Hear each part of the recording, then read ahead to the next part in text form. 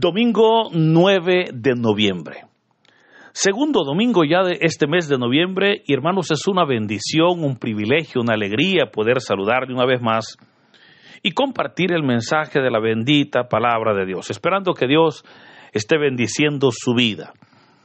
Déjeme recordarle que hoy, por ser 9 de noviembre, celebramos la fiesta de la dedicación de la Basílica de San Juan de Letrán. Ordinariamente, hermanos, correspondería al 32º domingo del tiempo ordinario, ¿verdad? Recuerde cómo vamos pues en este calendario litúrgico, y correspondería para que hoy leyésemos las lecturas del domingo ordinario número 32, y estamos a solo 2 domingos para cerrar este ciclo litúrgico, ¿verdad? El próximo, pues, que será el domingo 33, el próximo 16 de noviembre, y el 23 de noviembre, pues, estaremos celebrando la gran fiesta de Cristo Rey, ¿verdad? Desde ya, pues, nos alegramos, ¿verdad? Porque reconocemos a Cristo como nuestro Rey. Pero, por ser hoy un día especial, por caer domingo 9 de noviembre, no vamos a leer las lecturas correspondientes al 32º domingo, sino que corresponde el evangelio de esta festividad. Y el evangelio de hoy entonces está tomado de San Juan, capítulo 2, versículos del 13 al 22. Doy lectura a la palabra de Dios en el nombre del Padre, del Hijo y del Espíritu Santo. Amén. Cuando se acercaba la Pascua de los judíos, Jesús llegó a Jerusalén y encontró en el templo a los vendedores de bueyes, ovejas y palomas, y a los cambistas con sus mesas. Entonces hizo un látigo de cordeles y los echó del templo, con todo y sus ovejas y bueyes. A los cambistas les volcó las mesas y les tiró al suelo las monedas, y a los que vendían palomas les dijo: quiten todo de aquí y no conviertan en un mercado la casa de mi Padre. En ese momento, sus discípulos se acordaron de lo que estaba escrito: el celo de tu casa me devora. Después intervinieron los judíos para preguntarle: ¿qué señal nos das de que tienes autoridad para actuar así? Jesús le respondió: destruyan este templo y en 3 días lo reconstruiré. Replicaron los judíos: 46 años se han llevado la reconstrucción del templo, ¿y tú lo vas a levantar en 3 días? Pero él hablaba del templo de su cuerpo. Por eso, cuando resucitó Jesús de entre los muertos, se acordaron sus discípulos de que había dicho aquello y creyeron en la Escritura y en las palabras que Jesús había dicho. Hermanos, esta es palabra del Señor. Gloria y honor a ti, Señor Jesús. Decíamos que hoy se celebra la fiesta de la dedicación de la Basílica de San Juan de Letrán. Esta fiesta, hermanos, tiene su base en la historia cristiana, ¿verdad? Y es necesario ir un poquito a la historia para poder ver y poder verdaderamente valorar lo que hoy conmemoramos. Recordemos que el cristianismo nació allá en Pentecostés, cuando el Espíritu Santo descendió sobre los apóstoles y sobre aquel grupo de personas que el libro de los Hechos dice que era más o menos 120 personas. Ahí inició la iglesia, pero inició, hermanos, en una cultura meramente judía y con una cultura religiosa extremadamente fanática. Ahora, originalmente los apóstoles veían el cristianismo como un apéndice del judaísmo, pero en la medida que fueron avanzando en conocimiento, se fueron dando cuenta que el cristianismo era totalmente diferente al judaísmo, y eso generó fricciones, eso generó problemas e incluso persecución. Tenemos a través de la historia del primer siglo, ¿verdad?, cómo se desataron guerras. En el año 66 se desató la primera guerra la cual fue promovida por el emperador romano Nerón, que terminó con la destrucción de Jerusalén y obviamente pues el gran exilio judío hacia todos los países del mundo. Pero obviamente la iglesia siguió, porque la iglesia tuvo que irse con los judíos que emigraron hacia lo que eran los pueblos gentiles, hacia Grecia, ¿verdad? Algunos pues hacia Roma, todo lo que era Europa. Entonces vemos cómo esa fue la forma para que la iglesia se expandiera.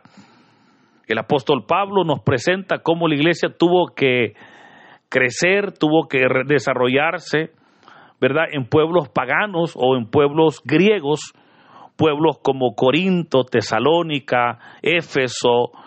De estos pueblos vemos cómo en verdad la iglesia creció.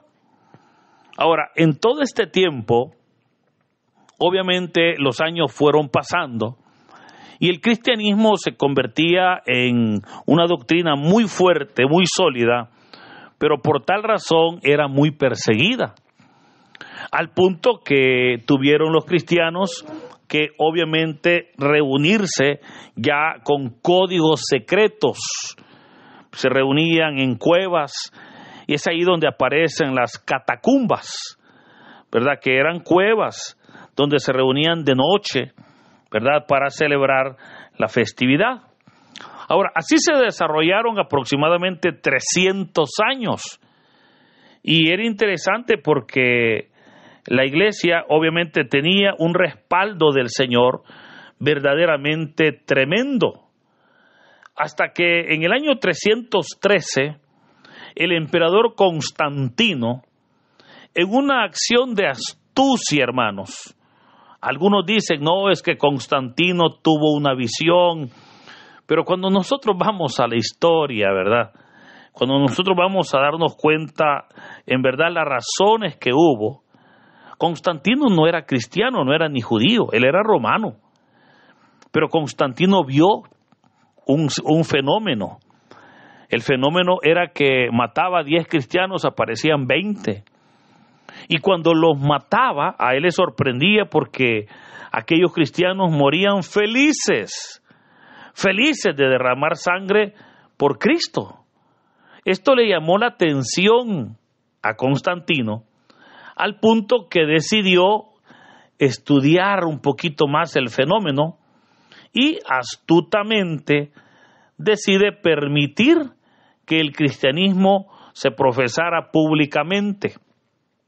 Y es más, para congraciarse y echárselos a la bolsa, diríamos en buen salvadoreño, para congraciarse con los cristianos y hacer del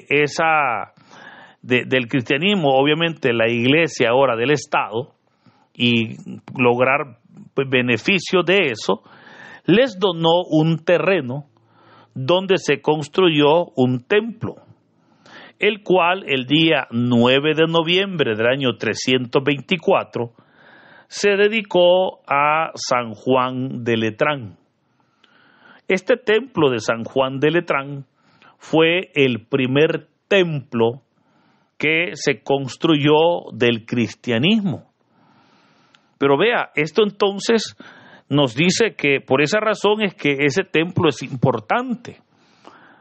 Pero esto nos lleva entonces a varias reflexiones. Primero, a comprender de que la iglesia no comenzó en templos. Al contrario, la iglesia comenzó en casas, se reunían en las plazas públicas, se reunían en las casas de los miembros de la congregación. Ahí se reunían para orar, para celebrar la Eucaristía, para compartir, para confraternizar. Hoy en día, hermanos, es que nosotros ya tenemos templos, ¿verdad? Hoy en día es que la persona pues ya reconoce un lugar que se le conoce como templo, donde se congrega la gente. Pero la iglesia no comenzó así. La iglesia comenzó, insisto, de una manera muy diferente.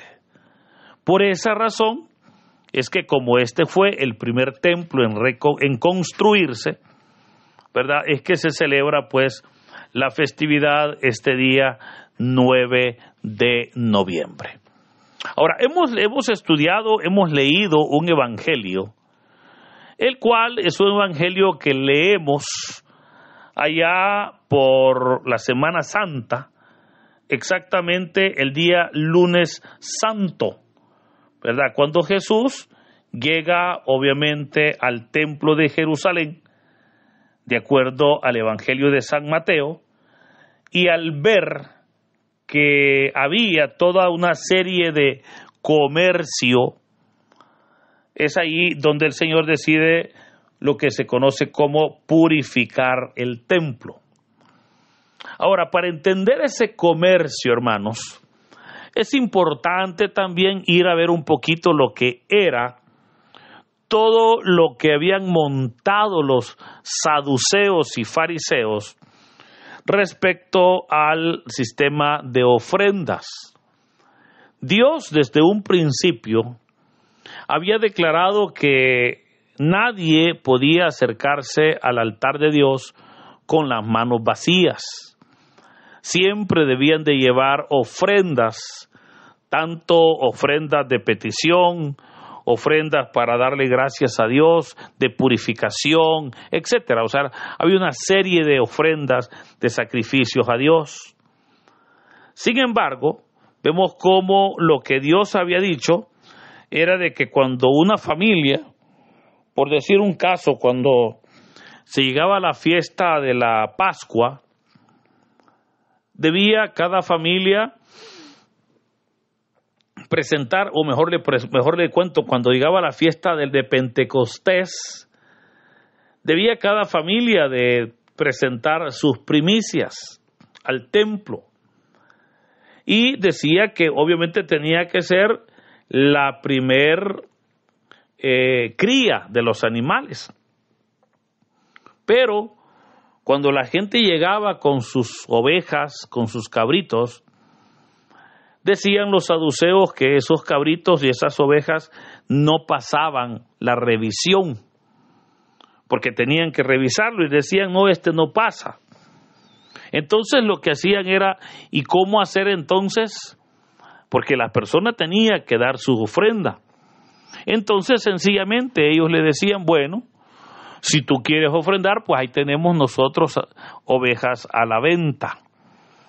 Esas ovejas ellos las habían criado, obviamente pues con un buen potaje, ¿verdad? Con un buen alimento. Y lo hacían obviamente porque ellos, el Señor había dicho que la sangre y la grasa se quemaba para Dios, pero la carne era para el sacerdote. Entonces ellos querían comer pues buena carne. Y por esa razón es que ellos vendían los animales que ellos mismos se iban a comer, pero la gente se los compraba. El problema es que por estar, digamos, aprobados por el sumo sacerdote, tenían un precio exorbitante. Entonces ahí ya era obviamente un robo. Aparte de que recordemos que el templo tenía su propia moneda.